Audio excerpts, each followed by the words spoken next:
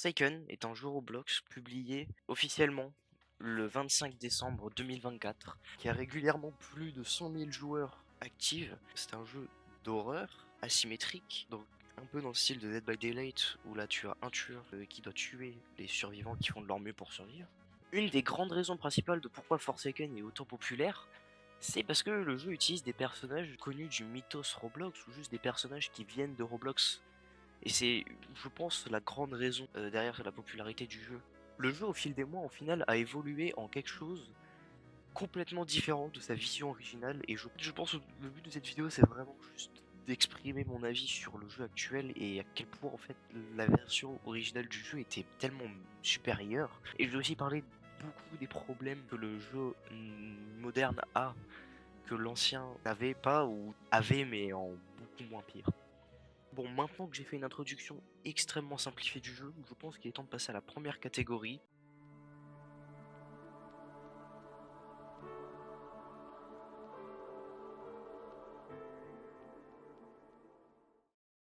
Damnation est le nom qu'on donnait à la version originale de Forsaken. Donc voilà, si vous demandez c'est quoi Damnation, c'est ça.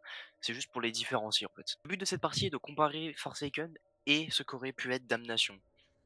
Et déjà, on va comparer le roster, qui est, je pense, la partie la plus importante du jeu. On peut voir que le roster de Damnation prend beaucoup plus de persos de jeux Roblox et en général créés par la communauté, ce qui donne une énorme variété de personnages et pas de persos qui se ressemblent beaucoup trop en fait. Forsaken prend un roster beaucoup plus basique avec des monstres qui se ressemblent, même s'il y a 2-3 exceptions de personnages qui pourraient vraiment être intéressants en gameplay. On sent qu'en fait que le roster de Damnation était plus censé être une lettre d'amour à la communauté Roblox que Forsaken, qui est vraiment juste pour ajouter des persos parce qu'ils ont besoin de persos. Alors maintenant, je vais vous parler de ma partie préférée de Damnation, l'OST. Alors les anciennes OST du jeu ont principalement été faites par un mec qui s'appelait MTF. Je vais pas dire son pseudo en complet, surtout parce qu'il y a eu des dramas et voilà. C'est surtout la raison pourquoi elles ont été retirées.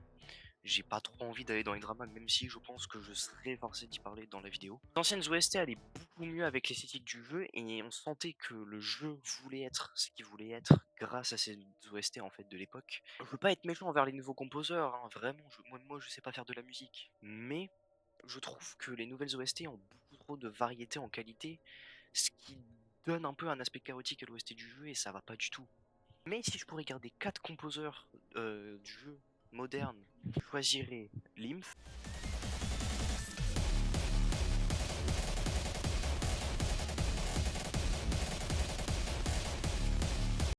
Vlad,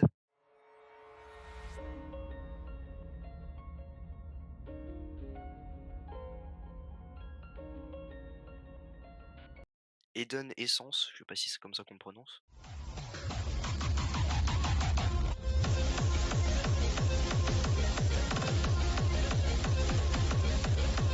et Afrex.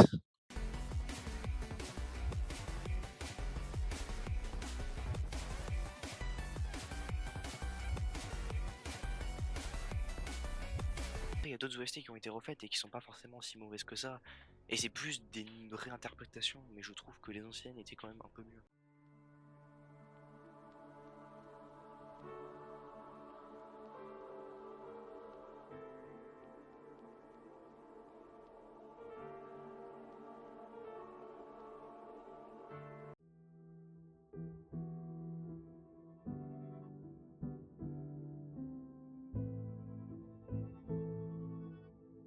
Parce que dès que les OST de MTF ont commencé à être remplacés, c'est là où Damnation a vraiment commencé à devenir Forsaken.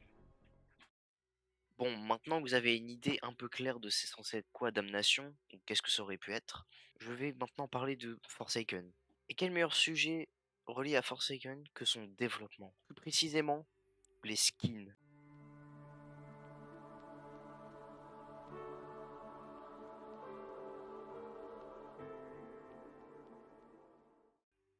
Alors les skins dans Forsaken, c'est une histoire un peu bizarre. Vous devez quand même comprendre que je vais pas parler de tous les skins.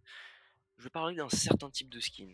T'as des skins de plutôt basse qualité, et t'as des skins d'assez grosse qualité. Et donc je vais évidemment parler des skins de grande qualité, parce que sinon c'est pas drôle. Mais ces skins ont vraiment une histoire controversée dans le jeu, et je pense qu'il y a vraiment eu des problèmes premier degré fait à cause de ces skins. Déjà, il y a des skins de haute qualité qui ne méritent même pas de base d'être de haute qualité. Bon, on va pas évoquer, voilà, hein, vous avez compris. Mais voilà, ces skins ne méritent même pas d'être d'aussi haute qualité. Alors que t'as des skins qui sortent, même pas finis. Je pense le meilleur exemple de ça, c'est Acklord. Ils nous l'ont hypé pendant plusieurs mois. Ouais, plusieurs mois, ouais. Et quand il est sorti, il avait des animations pourries. Il avait même pas de chansons et ni de LMS. Enfin, je suis désolé, mais il y a un point où là, faut se concentrer. Et même, à ce jour, Upload a toujours des trucs qu'il n'y a toujours pas. Il a toujours pas ses voice lines. Et vous savez pourquoi elles sont pas dans le jeu? Parce que apparemment, il y a pas il y a trop de skins 1x1x1 qui utilisent des voice lines. C'est abusé de dire ça. Si un autre truc dont j'aimerais bien parler, c'est le fait que la communauté fait des skins de meilleure qualité que le jeu en lui-même. Vous avez peut-être vu passer le skin admin Noli, bah il est même pas fait par eux. C'était de base un skin fait par un fan qui est au final devenu, qui est au final devenu officiel. Alors aussi, j'ai un autre truc à dire, c'est que les devs ont décidé de rejeter ce skin parce que ça n'allait pas avec le personnage. C'est un skin 1x1x1. On n'aurait pas reconnu le personnage à cause de ce skin. Alors que Mafioso existe. Enfin, bon, je pense que j'ai assez parlé des skins du jeu. Je pense qu'il est temps d'enfin parler quelque chose d'autre, qui est le temps de mise à jour.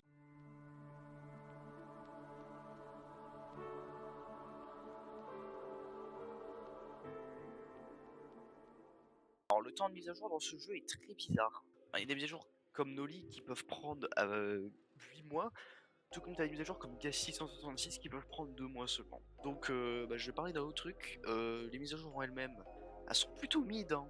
La mise à jour 666, je suis plutôt mitigé dessus parce que Git Guest et la nouvelle survivante, j'ai oublié son nom, la survivante est extrêmement forte.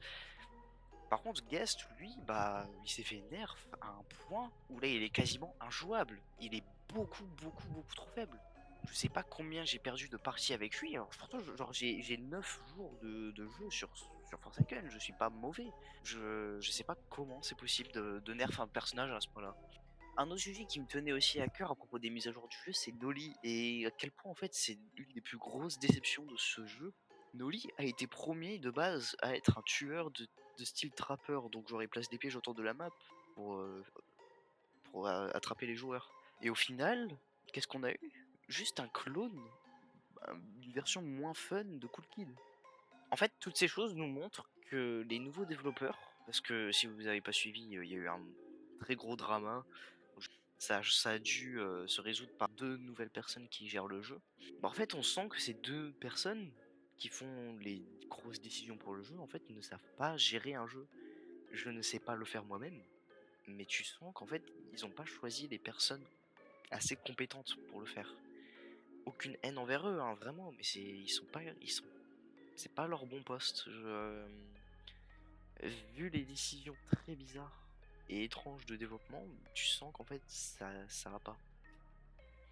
Maintenant, il est temps de parler de quelque chose de vraiment sérieux. Depuis récemment, un compte Twitter burner a leak le fait que l'ancien owner de Forsaken, Soul Driven Love, gagne 25% des revenus du jeu. Donc, ça veut dire que claquant de l'argent sur le jeu, t'envoies 25% de cet argent à une personne horrible. Et si vous ne savez pas la liste de crimes de cette personne, bah, la voici. Donc voilà, c'est horrible. Je pense que le jeu va très clairement pas s'arrêter de se mettre à jour. Mais ça va plus être la même chose depuis qu'on sait ça. Et y a pas grand chose qu'on peut faire, hein. C'est pas comme s'ils pouvaient juste le virer comme ça d'un coup. Donc, ouais, Forsaken va devoir vivre avec ça.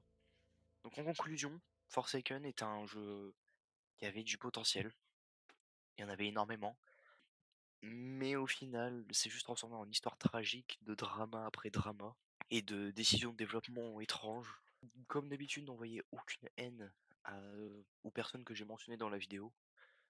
Cette vidéo donne vraiment mon avis sur les choses et aussi vous montrer les problèmes avec ce jeu. Jouez si vous voulez, mais juste s'il vous plaît ne dépensez pas de l'argent dessus. Ne supportez pas cette personne. Et voilà, à la prochaine.